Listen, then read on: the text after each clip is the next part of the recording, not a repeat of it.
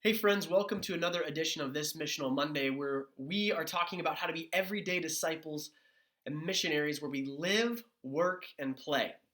And today we're talking about this idea that we are in a season of either or, where we have a choice of which direction we go. Now, I'm a good Methodist, and I believe that a lot of the debates that happen in Christianity, they're either or debates, are often a both and situation. Like we'll say, well, are we counted as righteous because of what Jesus has done for us, or does God actually want to make us righteous? Methodists say it's both. Both of those things happen. But I think we're in a season where we really are choosing which direction we go.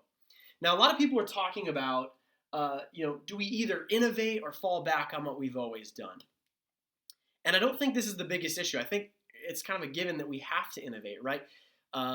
It just necessitates it. But the innovation that we do can still feed into different directions. It can either feed into being more missional, where the church is living on mission, where people are, or can be more consumeristic, more attractional. When we're innovating, we're living in a time when the main and almost only way that we can engage with one another as a church is through digital means, right? And those digital means can either, if they're going to be used in a missional way, be equipping people, or they can just be content for them to consume, right? The old attractional method of church is you bring your family to me, the church, the professional, the pastor, and I will help make you a Christian, right? You will be a recipient of religious goods and services. But that's not the way that the church works. That's not a biblical model. In the biblical model, if we go to Ephesians chapter 4, verses 11 through 16, and we read about the different gifts that God has empowered through his church, he says apostles and prophets, evangelists, shepherds, and teachers. It says that these are given to the church so that they might equip the saints for the ministry, or other translations say service, of the church, right? Not that they would do all the ministry, that they would serve all the church, but that they would equip everyone to do that, because we're all called. That's the second part of that, of helping people live into being a priesthood of believers, as it says in 1 Peter 3:9, that really everybody is called to ministry. That's a super scriptural thing, that we're all given different gifts by the Spirit to go and do ministry. At this time, we can either be using our technology to help people realize that they are called to be disciples and they are called to make disciples, or we can become more professional, more clerical, more pastor-centered.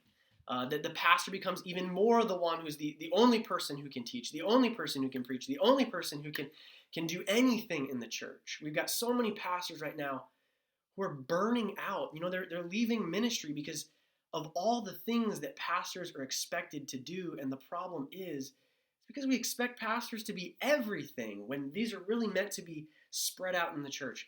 I, as a pastor, I want to be somebody who equips.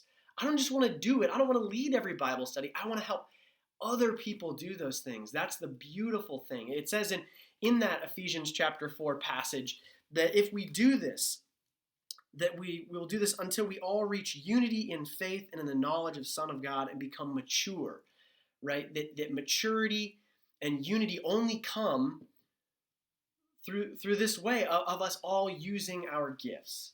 The other part that I think this brings into, if we're all using our gifts, it becomes not just about an event that happens on a Sunday or a certain hour, a certain place, but it becomes much more community focused, that we're all living as disciples where we are, in our neighborhoods, in our families, in our workplaces. And it helps the church be community focused, like more than just outwardly focused of how do we get people to come in here, but outwardly focused is in knowing that the ministry is happening out here in the community in our everyday lives, Monday through Saturday, and not just on Sunday, versus that event-focused mentality. We can still, even if we're using technology right now, we can just make it about the event, about checking into those different things. And I think even more foundationally than that, it becomes communal and relational, or it becomes individual and isolated. We're either helping people connect and realize that we're called to follow Jesus together, or we're simply feeding people where they are alone.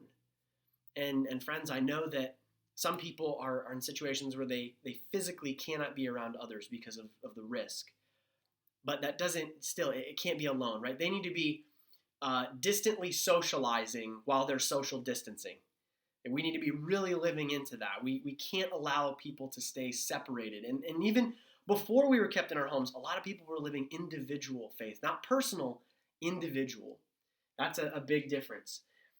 And honestly, it's the how that is going to separate these two. How we do what we do is either going to feed one or the other. We have to understand why we do what we do, but how we do it is going to feed into those.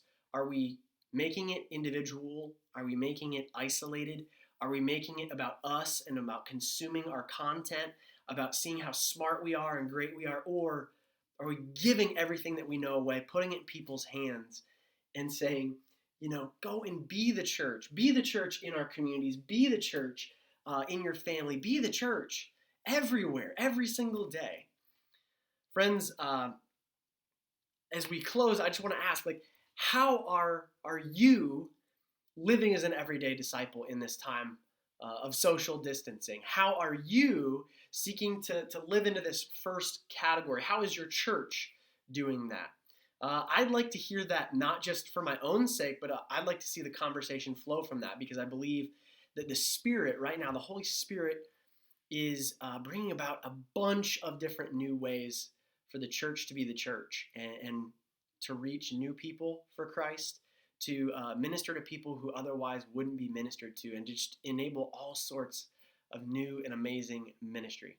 I look forward to seeing your responses, and thank you again for joining me today.